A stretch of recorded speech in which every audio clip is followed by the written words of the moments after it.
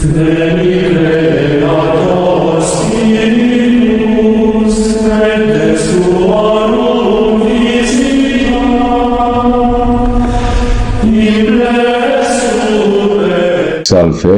Petrum Videre Patris Allegro, Veritas Libera Vos. Bahas lagi tentang Agustinus dan melanjutkan ke pemikiran-pemikiran selanjutnya. Beberapa pemikiran yang akan kita bahas hari ini adalah tentang keburukan, tentang kehendak jiwa, rahmat, dan kebebasan. Oke, vámonos. Yang pertama tentang keburukan ya. Dengan latar belakang Manikeisme yang memberikan perhatian besar kepada masalah keburukan, Agustinus juga berusaha untuk mempersoalkan fenomen keburukan secara filosofis. Nah, sesuai dengan prinsip filosofis bahwa sesuatu yang ada itu baik, Agustinus mendefinisikan malum atau keburukan sebagai privatio boni, kekurangan dari kebaikan. Nah, itu serentak berarti kekurangan dalam keberadaan. Agustinus membuat sebuah pembedaan yang nantinya banyak digunakan di kemudian hari. Pembedaan ini berguna untuk bisa berbicara secara lebih bertanggung jawab tentang keburukan atau malum bahasa Latin. Menurut Agustinus, ada 3 jenis malum atau keburukan. Yang pertama, malum fisikum, yakni keburukan yang datang dari alam, seperti penyakit, penderitaan, atau bencana alam. Pada tataran pengalaman langsung, kita mendapat kesan bahwa keburukan ini disebabkan oleh alam tanpa campur tangan manusia. Tetapi untuk Agustinus, keburukan ini kendati sangat sukar dapat dipulangkan kepada dosa manusia dan merupakan akibat dari pelanggaran yang dilakukan oleh manusia. Keburukan fisik adalah akibat dari kesalahan dan pelanggaran manusia yang merusakkan keseluruhan tatanan alam, sehingga alam yang diciptakan secara amat baik demi kebahagiaan manusia menjadi sumber penderitaan dan kemalangannya. Nah, hal ini secara khusus diajarkan Agustinus dalam pandangannya tentang dosa asal, peccatum originale. Yang kedua, malum morale, yaitu keburukan moral, yakni kekurangan yang disebabkan oleh pelanggaran manusia. Adanya keburukan ini bertolak dari pandangan bahwa manusia merupakan makhluk bebas dan berkesadaran. Karena itu, kendati karena dosa asal dia memiliki sejumlah keterbatasan, dia tetap mempunyai tanggung jawab. Karena kebebasannya, manusia dapat menjadi sumber keburukan. Keburukan itu terjadi karena manusia menarik diri dari keterarahannya pada Allah dan menjadi makhluk yang menutup diri. Manusia menarik diri dari Allah, aversio ad Deo, dan melakukan dengan itu conversion ad creaturam. Ya. Perhatian kepada ciptaan seperti ini ternyata tidak berguna bagi ciptaan, karena ciptaan itu sendiri berada dalam sebuah tatanan hierarkis yang bermuara pada Allah. Dengan mencurahkan seluruh perhatian pada diri sendiri dan pada ciptaan, manusia menjadi makhluk yang terkurung dalam dirinya. Manusia memaksa dirinya dan alam untuk memberikan kepada dirinya kebahagiaan, dan ini melampaui kesanggupan sebagai ciptaan. Agustinus menyebut orang berdosa sebagai homo incurvatus, manusia yang melengkung ke dalam dirinya sendiri dengan mengurung diri di dalam diri sendiri. Manusia juga mengurung semua ciptaan ke dalam dirinya. Dia memangkas keterbukaan ciptaan bagi pemenuhannya di dalam Allah. Keburukan yang diakibatkannya menuntut dia untuk mempertanggungjawabkannya.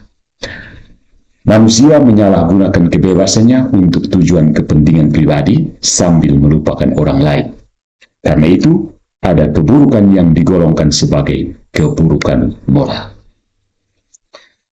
Yang ketiga adalah malum metafisikum, ya, yakni malum kejahatan, keburukan yang diakibatkan oleh kekurangan metafisis. Sebenarnya dari perspektif metafisika tidak ada keburukan total dalam kosmos. Keburukan total hanya ada pada ketiadaan. Tetapi kosmos ada, maka di dalam kosmos tidak akan ada keburukan total. Kalau demikian, di dalam kosmos hanya ada keburukan relatif yang senantiasa tergantung pada sesuatu yang ada. Untuk menunjukkan adanya malum metafisikum yang relatif ini, Agustinus menggunakan skala keberadaan yang dikenal dalam filsafat Plotinus. Ya. Ada yang paling sempurna, yakni Allah yang melampaui segala penentuan. Dari ada yang sempurna ini akan mengalir ada ke semua entitas lainnya yang kurang sempurna dibandingkan dengan yang pertama. Kalau Allah adalah yang paling sempurna, maka manusia sebagai ciptaan bersifat tidak sempurna. Kesempurnaan Allah terletak dalam kenyataan bahwa tidak ada sesuatu pun yang dapat membinasakannya. Dia ada secara kekal. Ya. Perbedaan mendasar antara Allah sebagai pencipta dan manusia sebagai ciptaan terletak pada kenyataan bahwa manusia bisa mati. Ini adalah sebuah malum metafisikum. Malum metafisikum adalah kekurangan yang ada pada sesuatu karena kekurangan derajat keberadaannya.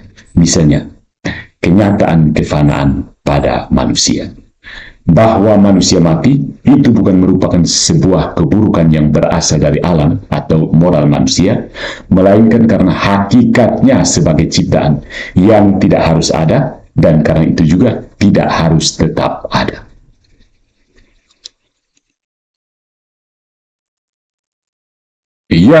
Poin yang berikut, kita lihat tentang kehendak, kebebasan, dan rahmat. Ya. Pada masa Agustinus, orang mendiskusikan secara hangat sebuah tema sentral filsafat dan teologi, yakni tentang kebebasan. Seorang rahib Inggris yang bernama Pelagius mewakili pendapat bahwa manusia pada dasarnya tidak dirusakkan oleh dosa. Manusia adalah makhluk bebas yang tak tercemar secara mendasar oleh dosa. Itu bukan berarti bahwa manusia tidak berdosa atau bahwa dosa tidak mempunyai pengaruh atas manusia, melainkan bahwa dosa tidak membatalkan kesanggupan dasariah manusia untuk mencari dan menemukan Allah, dan melaluinya mencari dan menemukan kebahagiaan hidup. Dosa tidak menghilangkan basis kebebasan manusia. Dengan kebebasan ini, manusia pun sanggup mengupayakan kebahagiaannya sendiri sebagaimana telah ditetapkan oleh Allah. Karena dosa tidak merupakan hakikat manusia, maka manusia tidak membutuhkan Allah untuk membebaskan dan menyelamatkan dirinya. Yang dia butuhkan hanyalah contoh, model yang dapat membantunya mengarahkan dirinya. Dan contoh atau model itu adalah Kristus. Allah memberikan manusia contoh bagaimana ia mesti menyelenggarakan kebebasannya untuk memperoleh kehidupan yang membahagiakan. Di dalam dirinya sendiri, dia memiliki daya untuk mengikuti Kristus yang diiman. Pandangan ini ditentang oleh Agustinus, pandangan Pelagius ya. Dia melihat di dalam pandangan ini sebuah heresi yang harus diperangi. Dengan sangat tajam, Agustinus merumuskan pandangannya yang menolak gagasan Pelagius dan para pengikutnya. Dia memulai sebuah pertentangan yang disebut sebagai ajaran tentang predestinasi. Apa yang dicapai manusia seperti sebuah kehidupan yang aman dan damai, bukan merupakan buah kerja kerasnya sendiri, bukan pula hasil permenungan dan keutamaannya. Semua itu adalah pemberian rahmat Allah. Hal ini didasarkan Agustinus pada dua pandangan. Secara psikologis, karena ketidakbebasan manusia, dan secara teologis, karena dosa pertama dari Adam. Pada mulanya Adam, manusia pertama, memiliki kehendak bebas sebagai kemampuan untuk mengarahkan diri kepada kebaikan. Adam diciptakan tanpa dosa. Dalam kondisi seperti itu, dia dapat mengikuti kehendak Allah dan memperoleh kekekalan hidup. Namun karena dia tergoda oleh iblis, mencari kebaikan itu di dalam cinta diri, maka kehendaknya menjadi tawanan dari kebiasaan buruk dan korban dari kecenderungan-kecenderungan mematikan. Ya. Penyalahgunaan kehendak bebas menghancurkan kehendak bebas itu sendiri. Dosa Adam ini menghancurkan seluruh hakikat manusia. Dia mengkondisikan semua orang, sehingga semua orang menjadi tidak bebas. Dosa ini diteruskan dari orang ke orang. Karena itu, sejak Adam, manusia sudah ditentukan untuk berdosa, kepada keburukan dan kehancuran. Tidak ada kemungkinan lain bagi manusia selain berdosa. Nah, kehancuran ini hanya dapat diatasi melalui campur tangan Allah yang memilih sejumlah kecil orang untuk kehidupan yang baka.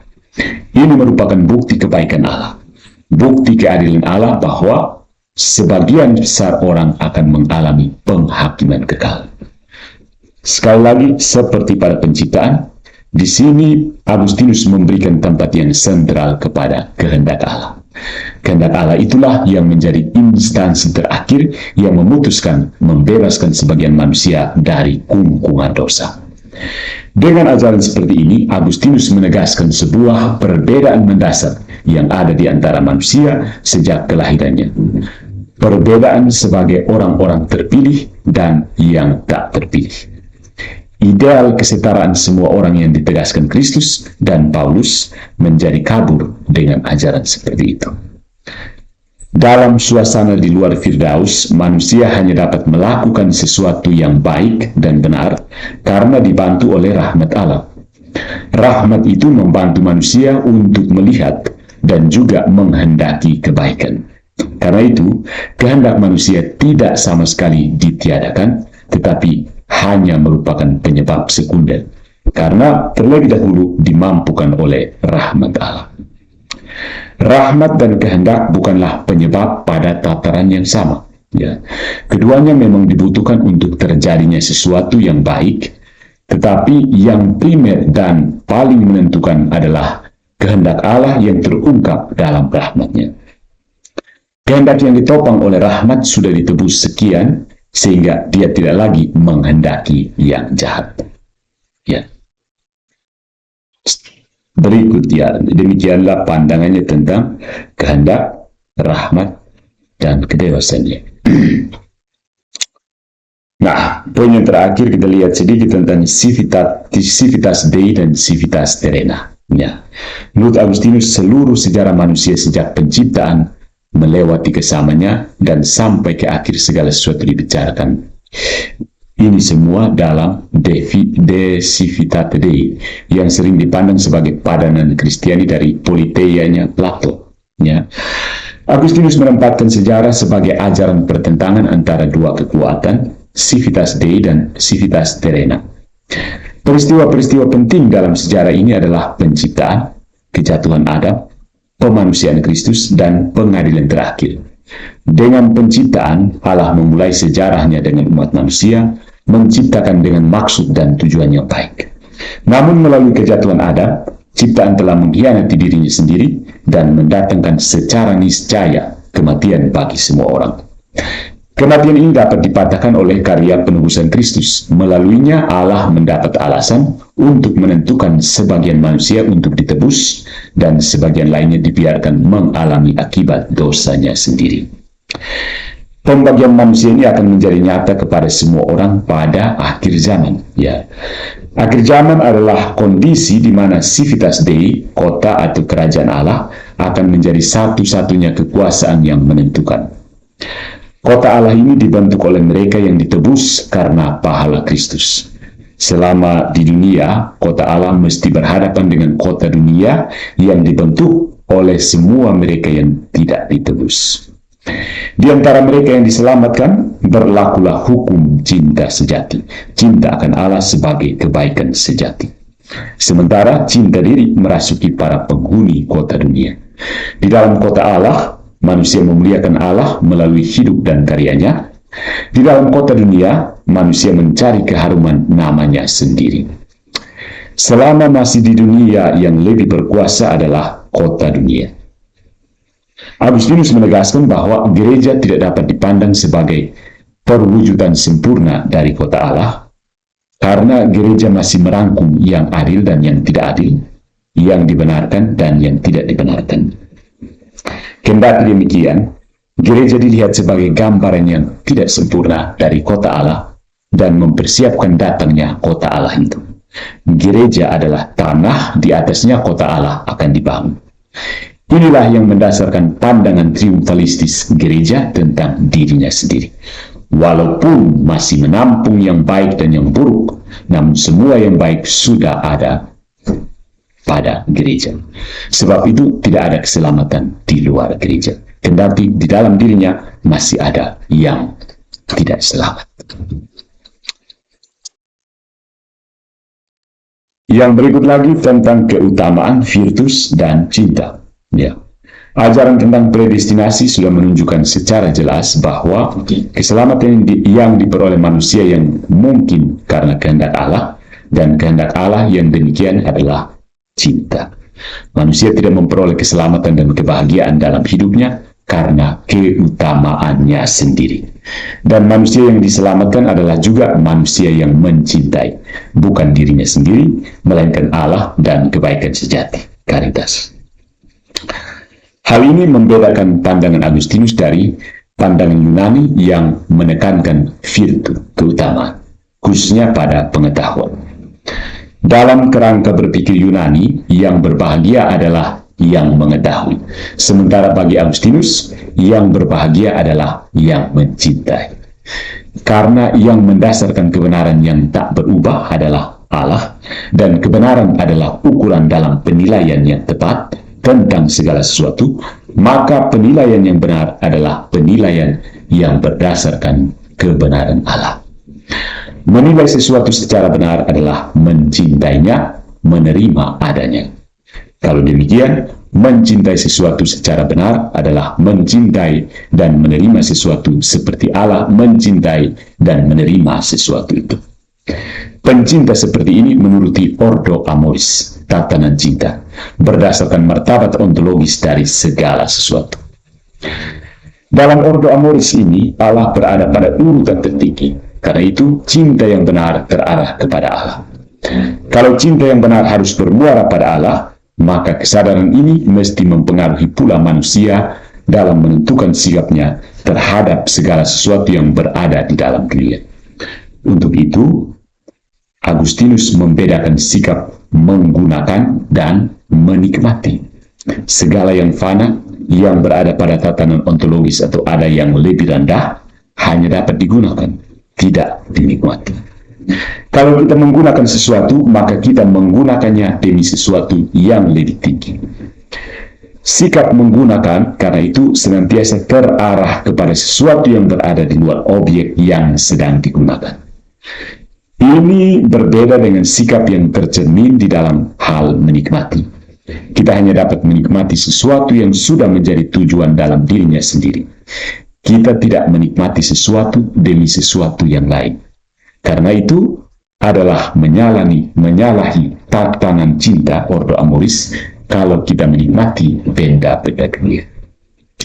Yang dapat menjadi objek kenikmatan kita adalah Allah sendiri. Jadi bagaimana?